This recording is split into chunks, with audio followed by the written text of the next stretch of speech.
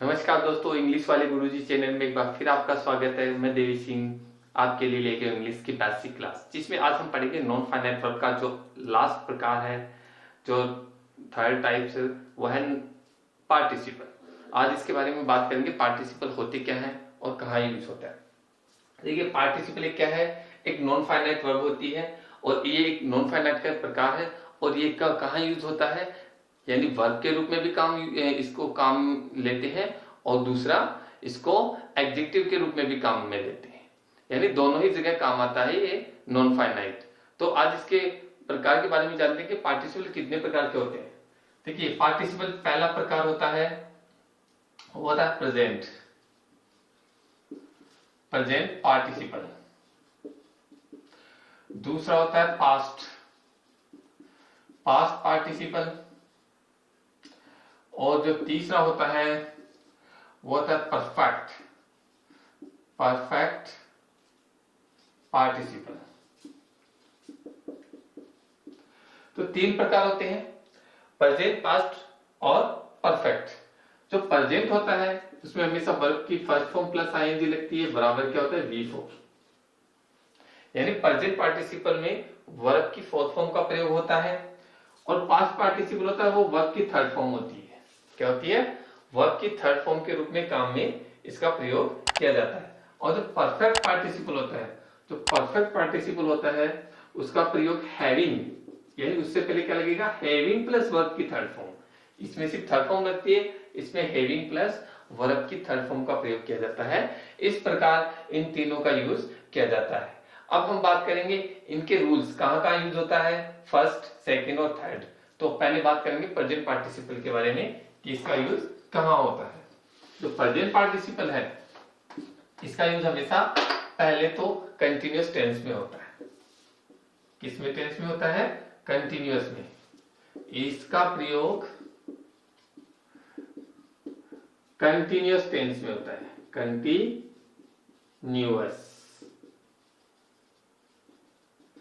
Continuous tense में इसका प्रयोग होता है नंबर 1। अब कंटिन्यूअस टेंस क्या होता है भाई,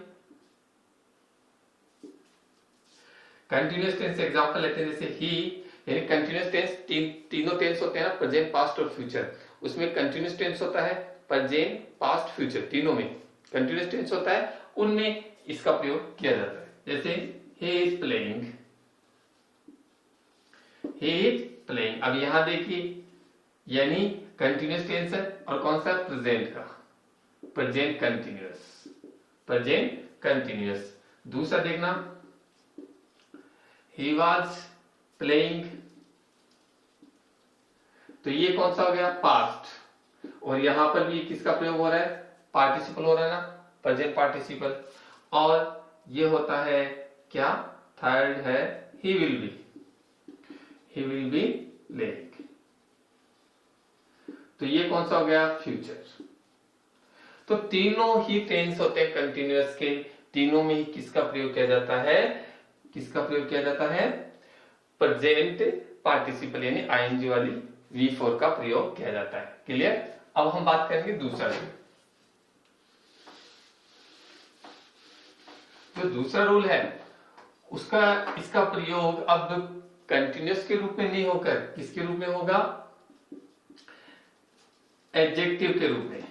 एडजेक्टिव के रूप में इसका प्रयोग, के रूप में इसका प्रयोग होगा, होगा नहीं होगा, यस। यानी एडजेक्टिव के रूप में इसका प्रयोग होगा। एडजेक्टिव क्या होते हैं, जो संज्ञा या सर्वनाम यानी नाउन और प्रोनाउन को मॉडिफाई करते हैं। जो वर्ड नाउन या प्रोनाउन को मॉडिफाई करते हैं, उनकी विशेषता बताते हैं, उनको क्या कहते हैं, एडजेक्टिव यानी विशेषण कहते हैं, जो संज्ञा की या सर्वनाम की विशेषता बताते हैं।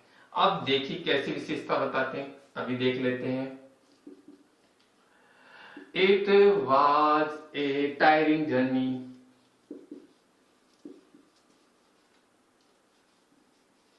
It was a tiring journey. अब यहां देखिए टायरिंग, अब ये है ना कंटिन्यूअस की टेंस के रूप में काम नहीं करके कहां कर रहा है, जर्नी की विशेषता बता रहा है।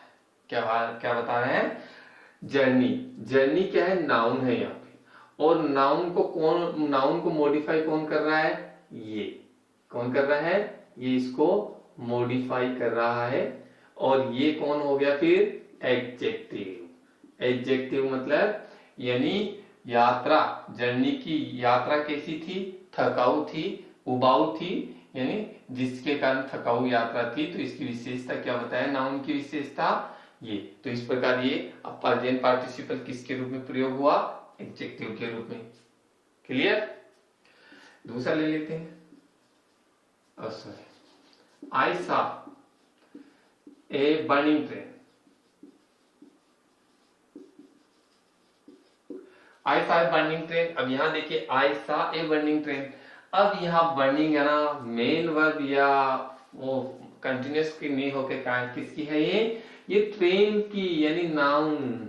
ये नाउन की विशेषता बता रही है और नाउन को मॉडिफाई कर रही है कि ट्रेन कैसी थी? जलती हुई थी। तो ये नाउन को मॉडिफाई कर रही है, इसका मतलब ये क्या हो गया?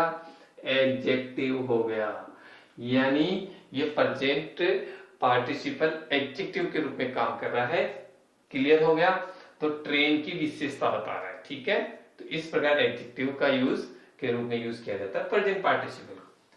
क्लियर हो गया? दो रूप में हुआ प्रेजेंट। अब हम बात करें नेक्स्ट, कौन सा है? Past participle. पास्ट पार्टिसिपल के बारे में चर्चा करें। जो पास्ट पार्टिसिपल होता है,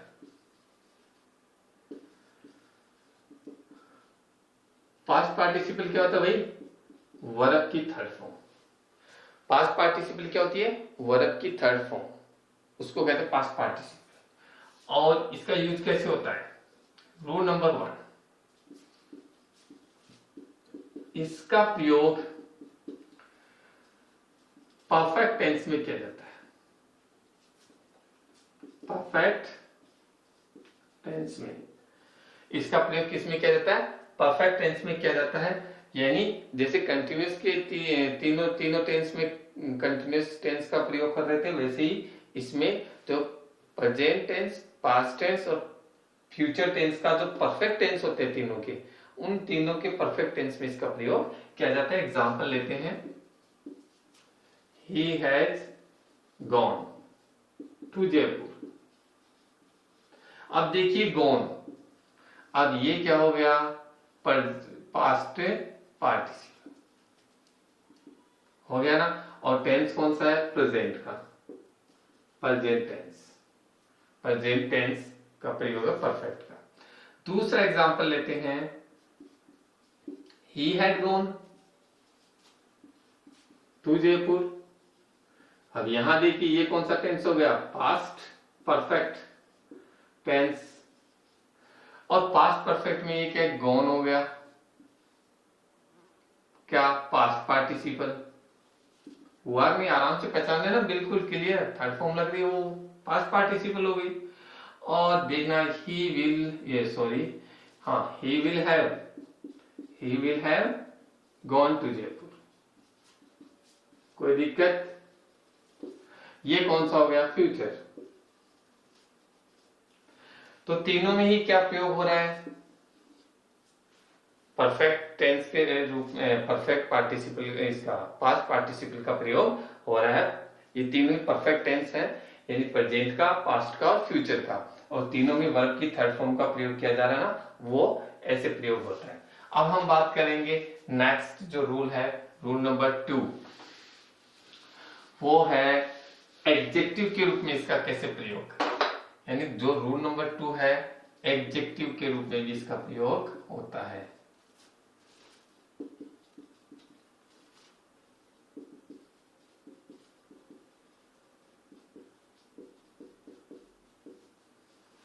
एडजेक्टिव के रूप में कैसे प्रयोग होता है ये देखते हैं, एग्जांपल लेके।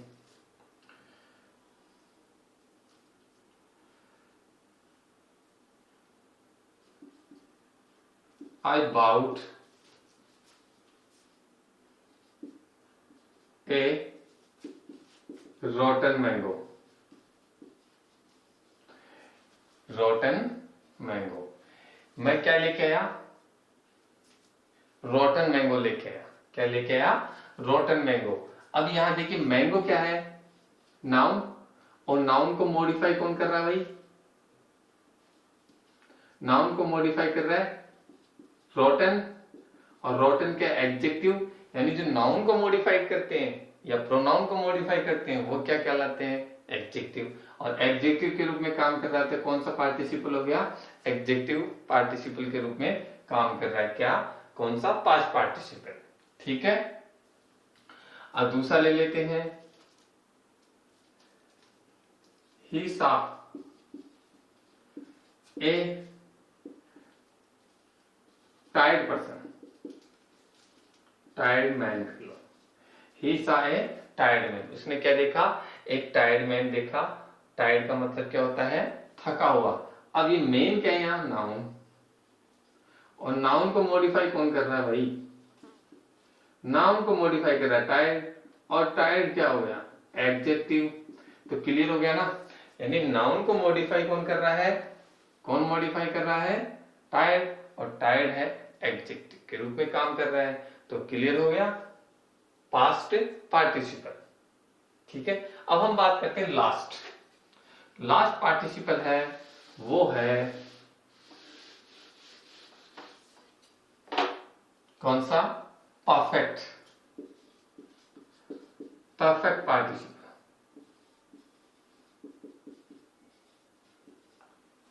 परफेक्ट पार्टिसिपल, इसके कुछ नियम है, ध्यान दीजिएगा मेरी बात पे, ये बहुत ही इंपॉर्टेंट है। परफेक्ट पार्टिसिपल का प्रयोग कैसे किया जाता है? हैविंग प्लस वर्ब की थर्ड फॉर्म, यानी सबसे पहले हैविंग आएगा, उसके बाद में वर्ब की थर्ड फॉर्म आएगी। ठीक है, नंबर 1। नंबर 2, इसमें 2 सेंटेंस होंगे। कितने होंगे? 2 सेंटेंस होंगे। कितने होंगे? 2 सेंटेंस। 2 सेंटेंस होंगे, जिसमें एक में क्या होगा? पहले में सब्जेक्ट नहीं होगा, दूसरे वाले में सब्जेक्ट होगा। और इसमें जो सब्जेक्ट होंगे वो एक ही होगा दोनों में, यानी एक में दिखाई तो नहीं देगा, लेकिन काम वो ही सब्जेक्ट करेगा जो दूसरे में कर रहा है, उसी ने वो काम किया है। यानी कर्ता कौन होगा? जो दूसरे सेंटेंस में काम कर रहा है वही कर्ता इसमें करेगा। तो सब्जेक्ट के सेम सब्जेक्ट होगा। क्या होगा? सब्जेक्ट होगा, सेम होगा दोनों में। सेम सब्जेक्ट की काम करेगा, अलग अलग नहीं करेंगे, यानी मैं अलग और आप अलग ना, एक दोनों सेंटेंस होंगे, दोनों सेंटेंस में एक ही सब्जेक्ट काम करेगा। ठीक है, और इसकी विशेषता क्या होती है? एक काम पूरा करने के बाद करके दूसरा कुछ देर बाद शुरू करना, यानी एक को फिनिश करके दूसरा काम शुरू करना, ये क्या कहलाएगा? Perfect participle. क्लियर? ठीक है, अब हम बात करते हैं कैसे होगा। ये देखिए आप, तीनों नियम समझ में आ गया आपको, यानी हैविंग प्लस V3, इसमें दोनों सेंटेंस होते हैं, सब्जेक्ट सेम, दोनों में सेम होगा, एक काम इसमें पहले पूरा होगा, दूसरा स्टार्ट होगा। चलिए एग्जांपल ले लेते हैं। Having failed 3 time, having failed 3 time, यहां पे ध्यान दीजिए, having failed 3 time, he will not apply. Next exam.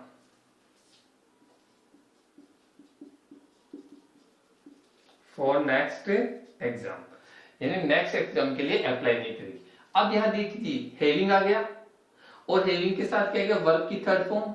देखिए हैविंग और वर्ब की थर्ड फॉर्म, यानी इसमें सब्जेक्ट में, इस सेंटेंस में सब्जेक्ट नहीं है, लेकिन इसने क्या किया कि एक काम पूरा कर दिया, वो फेल हो गया। कितनी बार? 3 बार फेल हो गया, यानी 3 बार फेल हो गया, तो क्या करेगा वो? अगला काम कि ही विल नॉट अप्लाई, अगला काम कुछ देर यानी अब अप्लाई नहीं करेगा। एक काम फिनिश हो गया, दूसरा काम के लिए वो सोच रहा है क्या कि अब मैं उस काम को नहीं करूंगा। तो एक काम कंप्लीट, दूसरा काम स्टार्ट थोड़ी देर बाद, यानी थोड़ी यानी इस बार फेल हो गया, अगली बार मैं अप्लाई नहीं करूंगा। तो एक सेंटेंस सब्जेक्ट की ही है, और यहाँ पे भी ये ही क्या कर रहा है, ये सब्जेक्ट को पूरा करेंगे। फेल भी यही हुआ है और अप्लाई भी ये नहीं करेगा। तो समझ में आ गया, यानी इस सेंटेंस में दो सेंटेंस होते हैं, सब्जेक्ट सेम होते हैं, यानी ही है वो इसमें काम कर रहा है लेकिन शो नहीं होता, काम वही कर रहा है, और एक पूरा करने, यानी एक काम पूरा हो रहा है, दूसरा काम स्टार्ट हो रहा है। क्लियर? दूसरा लेते हैं, having done breakfast, having done breakfast I went to play। ये देखिए इसमें भी वही बात आ गई, हैविंग, और हैविंग के साथ क्या आ गया, वर्ब की थर्ड फॉर्म, यानी सब्जेक्ट नहीं हो रहा इसमें लेकिन ये काम पूरा हो चुका। उसने पहले क्या किया, ब्रेकफास्ट किया, और ब्रेकफास्ट करने के बाद में थोड़ी देर बाद में वो क्या गया, खेलने के लिए चला गया। तो ये आई ही यहाँ पे क्या कर रहा है, सब्जेक्ट, यानी ये आई ही इस काम को पूरा किया आई ने, और यहाँ पर भी दूसरा काम इसने खुद किया, सब्जेक्ट दोनों में सेम है। और ये काम थोड़ा देरी से स्टार्ट होता है, यानी पहले ब्रेकफास्ट किया, उसके बाद में थोड़ा आराम करके खेलने चला गया। कुल मिला के ये आपको समझ में आ गया। तो आज हमारे पार्टिसिपल्स पूरे हो गए हैं। अब आपको कहीं पर भी दिक्कत नहीं आनी चाहिए, किसी भी प्रकार के जो वर्क का सब जो टॉपिक है वो कंप्लीट हो चुका है। अब इसकी कुछ एक्सरसाइज करेंगे हम, इसकी कुछ क्वेश्चन है वो अगले वीडियो में चर्चा करेंगे डिटेल से, कि नॉन फाइनाइट वर्ब के ज्यादा इसमें क्वेश्चंस आते हैं, और इसके बारे में अगले वीडियो में चर्चा करेंगे। तब तक के लिए नमस्कार।